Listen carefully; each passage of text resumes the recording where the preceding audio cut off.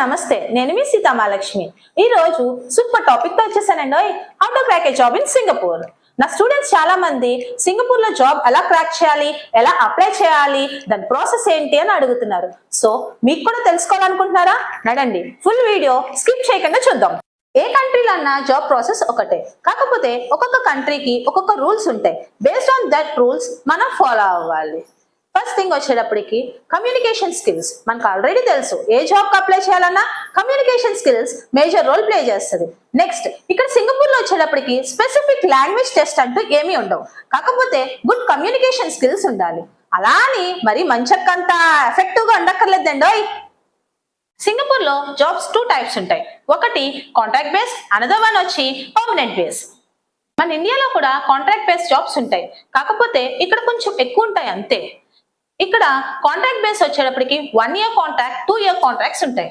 1 year contract అనేటప్పటికి 1 year అవగానే మన కాంట్రాక్ట్ అన్నది క్లోజ్ అవుతుంది సో మనం మూవ్ అవ్వాలి ఇన్ కేస్ మన కాంట్రాక్ట్ ఎక్స్టెండ్ అవ్వాలి అనుకుంటే మన స్కిల్ సెట్ ఆ కంపెనీకి నచ్చాలి లేకపోతే వాడికి కావాల్సిన స్కిల్ సెట్ దొరకకపోతే మన కాంట్రాక్ట్ అన్నది ఎక్స్టెండ్ చేస్తారు సింగపూర్ ఫాస్ట్ గ్రోయింగ్ కంట్రీ కాబట్టి ఫ్రెషర్స్ కన్నా ఎక్స్పీరియన్స్ క్యాండిడేట్స్ కి ఎక్కువ అవకాశాలు ఉంటాయి అలానే ఫ్రెషర్స్ కి అవకాశాలు లేదని కాదు ఎక్స్పీరియన్స్ వాళ్ళని ఎందుకు ప్రిఫర్ చేస్తారంటే డైరెక్ట్లీ వాళ్ళని రిక్రూట్ చేసుకుని వర్క్ లో పెట్టడం కోసం ఎక్స్పీరియన్స్ వాళ్ళని రిక్రూట్ చేసుకుంటాడు ఫ్రెషర్స్ కి ఎందుకు ప్రిఫరెన్స్ ఇవ్వరు అంటే అలానే ప్రిఫరెన్స్ ఇవ్వరు అని నేను అనట్లేదు ఎందుకంటే వాళ్ళని వర్క్ అన్నది నేర్పించుకుని మళ్ళీ వర్క్ ట్రైన్ చేసుకుని పెట్టుకోవాలంటే టైం ప్రాసెస్ అన్నది ఎక్కువ అవుతుంది కాబట్టి వాళ్ళకి కొంచెం ప్రిఫరెన్స్ తక్కువ ఉంటుంది మీరు ఆ ప్రిఫరెన్స్ ఓవర్కమ్ చేయడం కోసం మీరు స్పెసిఫిక్ సర్టిఫికేషన్ కోర్సెస్ అన్నది చేస్తే బెటర్ యూజ్ ఉంటుంది ప్రెసెంట్ సింగపూర్ లో లేటెస్ట్ టెక్నాలజీస్ షార్టేజ్ ఉన్నాయి సో మీరు అది ఓవర్కమ్ చేయడం కోసం ఆ టెక్నాలజీస్ అన్నది సర్టిఫికేషన్ కోర్సెస్ చేస్తే అది మీరు ఓవర్కమ్ చేయొచ్చు ఏంటి example data analytics cyber security etcetera next important point resume అన్నది ఇంటర్వ్యూలో మేజర్ రోల్ ప్లే చేస్తుంది ఆల్రెడీ అది మనకు తెలుసు అనుకోండి రెజ్యూమ్ అన్నది ఎంత బాగా డిజైన్ చేసుకుంటే ఎంత అలా కీవర్డ్స్ యాడ్ చేసుకుంటే మనకి అంత బాగుంటది షార్ట్ లిస్ట్ అవుతాం ఈజీగా ఇంకొకటి మెయిన్ పాయింట్ ఏంటి అంటే రెజ్యూమ్ అన్నది either 1 page or max 2 page not more than that because వాళ్ళకి చదివే అంత టైం ఉండదు ఇలా రెజ్యూమ్ చూడగానే మన షార్ట్ లిస్ట్ అవ్వాలి అంటే మనం గుడ్ కీవర్డ్స్ యూస్ చేయాలి అండ్ రెజ్యూమ్ కూడా షార్ట్ గా పెట్టాలి ఇప్పుడు సింగపూర్ లో జాబ్ ప్రిఫరెన్స్ ఎలా ఉంటుందో చూద్దాం ఇక్కడ ఫస్ట్ ప్రిఫరెన్స్ వచ్చి లోకల్ వాళ్ళకి అంటే సింగపూరియన్స్ కి ఇస్తారు ఇక్కడ వాళ్ళకి కావాల్సిన స్కిల్ సెట్ దొరికితే అది క్లోజ్ చేస్తారు ఇక్కడ ఎందుకు ఫస్ట్ సింగపూరియన్స్ కి ఇస్తారు అంటే గవర్నమెంట్ అన్నది మ్యాండేట్ నెక్స్ట్ వచ్చేటప్పటికి వాళ్ళకి అక్కడ కూడా దొరకకపోతే పిఆర్ వాళ్ళకి మూవ్ చేస్తారు ఆ వేకెన్సీ అన్నది పొజిషన్ కి అప్లై చేసుకోవడానికి వాళ్ళకు కూడా అక్కడ కావాల్సిన స్కిల్ సెట్ దొరకకపోతే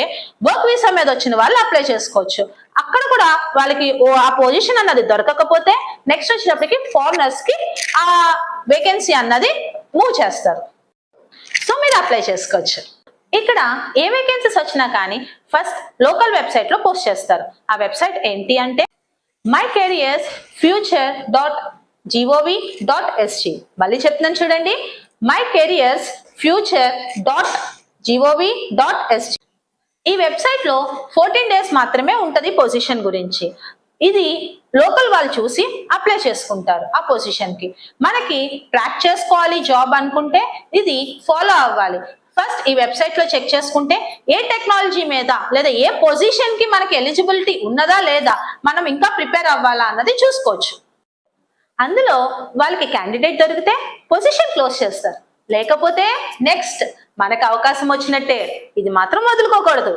అప్పుడు అవి కొన్ని వెబ్సైట్స్ లో పెడతారు ఆ వెబ్సైట్స్ ఏంటి అంటే మీరు చూడాల్సినవి లింక్డ్ఇన్ ఇది మనకు బాగా తెలుసు yes or no next thing వచ్చేటప్పటికి jobstreet.com third one indeed.com next వచ్చేటప్పటికి career.sg ఫాలో అవుతుండండి లాస్ట్ లో ఏంటి అనేది .com SG no okay next grabjob.com next monster.com next one ఇచ్చి glassdoor.sg ఇన్ కేస్ మీరు వేరే ఛానల్ ద్వారా అప్లై చేస్తే ఆ ఛానల్ ఎంతవరకు కరెక్ట్ కాదో చూసుకుని అప్పుడు అప్లై చేసుకోండి ఇందాక చెప్పిన వెబ్సైట్స్ అన్ని కూడా డైలీ మీరు చెక్ చేసుకుని మీ స్కిల్ సెట్ కి అది సెట్ అవుతుందో లేదో చూసుకుని మీకు ఇంట్రెస్ట్ ఉంటే అది అప్లై చేసుకోవాలి యాజ్ అ థంబ్ రూల్ మీరు 50 జాబ్స్ అప్లై చేశారనుకోండి for example 2 to 3 interview calls మాత్రమే ఎక్స్పెక్ట్ చేయొచ్చు కాల్స్ రాకపోయినా ఆశ్చర్యపోక్కర్లేదండి నెక్స్ట్ ఇంకొకటి ఏంటి అంటే మీ లక్ బాగుంటే దానికన్నా ఎక్కువ కాల్స్ రావచ్చు, ఐదర్ 10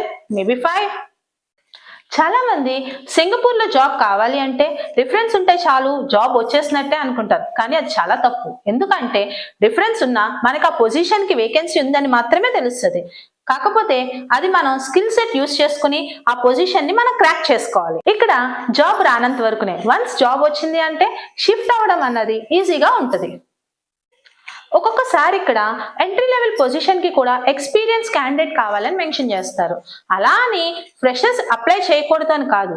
నేను కొంతమంది హెచ్ఆర్స్ తో మాట్లాడితే నాకు అర్థమైంది ఏంటి అంటే వాళ్ళకి good communication skills and good skill set already మీకు ఫస్ట్ చెప్పాను. ఎలా స్కిల్ సెట్ ఇంప్రూవ్ చేసుకోవచ్చు మనం బై యూజింగ్ సర్టిఫికేషన్ చేయడం వల్ల మన స్కిల్ సెట్ అన్నది ఇంప్రూవ్ చేసుకోవచ్చు. వాళ్ళకి కావాల్సిన స్కిల్ సెట్ మన సర్టిఫికేషన్ చేసుంటే సో మనకి కూడా ఛాన్స్ ఉండే అవకాశాలు ఉన్నాయి.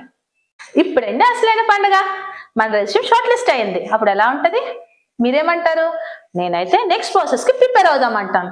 నెక్స్ట్ ప్రాసెస్ రౌండ్స్ తో పర్ఫార్మ్ అయి ఉంటది. First round HR round. ఏంటి హెచ్ఆర్ రౌండ్ లాస్ట్ లో ఉంటది, ఫస్ట్ లో ఉంది ఏంటి అనుకుంటున్నారా? ఇక్కడ ఫస్ట్ లోనే ఉంటదండి. ఎందుకంటే వాళ్ళకి కావాల్సిన స్కిల్ సెట్ మన దగ్గర ఉందా లేదా అన్నది చెక్ చేసుకోవడం కోసం ఫస్ట్ లో ఉంటది. ఇఫ్ మన దగ్గర ఉంది ఆ స్కిల్ సెట్ వాళ్ళకి కావాల్సింది అంటే నెక్స్ట్ ప్రాసెస్ అన్నది మూవ్ చేస్తారు, లేదు అంటే అక్కడతో క్లోజ్ చేస్తారు. Next round technical. ఇవి 2 రౌండ్స్ ఉంటాయి టెక్నికల్ లో. ఫస్ట్ వచ్చేటప్పటికి టెక్నికల్ మేనేజర్స్, అంటే ఇక్కడ టెక్నికల్ మేనేజర్స్ అంటే మెయిన్ మేనేజర్స్ అందరూ కూడా ఇక్కడ మనని ఇంటర్వ్యూ చేస్తారు. ఈ రౌండ్ క్లియర్ అవుతాయి.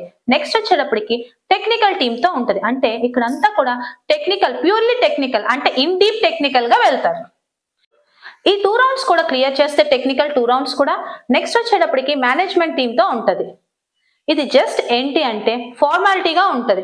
మీ ప్రీవియస్ ఎక్స్పీరియన్స్ ఏంటి, మీరు ఏ టెక్నాలజీ మీద వర్క్ చేస్తారు, మీ ఇంట్రెస్ట్ ఏంటి, కంపెనీని ఎంతవరకు మూవ్ చేయగలరు, ఇవి మాత్రమే ఉంటాయి ఇక్కడ మీకు. నెక్స్ట్ వచ్చేటప్పటికి నెక్స్ట్ రౌండ్ హెచ్ఆర్ తో ఉంటది. మళ్ళీ హెచ్ఆర్ తో ఏముంటది అంటే ఇక్కడ salary negotiation. And next one మీకు కొన్ని కంపెనీస్ ఏంటి అంటే రీలొకేషన్ కి మనకి అవకాశాలు కూడా ఇస్తారు. ఒకవేళ అది లేకపోతే అప్పుడు రీలొకేషన్ ప్రాసెస్ మనం కంపెనీని ఇక్కడ అడగొచ్చు. ఇక్కడ డిపెండెంట్ వీసా మీద వచ్చి జాబ్ క్రాక్ చేసుకోవాలంటే కొంచెం కష్టం. ఎందుకంటే ఆల్రెడీ ఉన్న వాళ్ళకన్నా డిపెండెంట్ మీద వాళ్ళకి అవకాశాలు తక్కువ ఉంటాయి. సో మీరు జాబ్ క్రాక్ చేసుకోవాలి అంటే ఇండియాలో ఉండగానే మీరు అప్లై చేసుకుని జాబ్ ప్రాసెస్ అన్నది కంప్లీట్ చేసుకుని ఎంప్లాయ్మెంట్ వీసా మీద రావడం బెస్ట్. టెక్నికల్ జాబ్స్ కోసం please subscribe to my channel. Feel free to ask any queries in comment. మరిన్ని సింగపూర్ ముచ్చట్ల కోసం please like, share and subscribe me Singapore Seethamalakshmi. Thank you.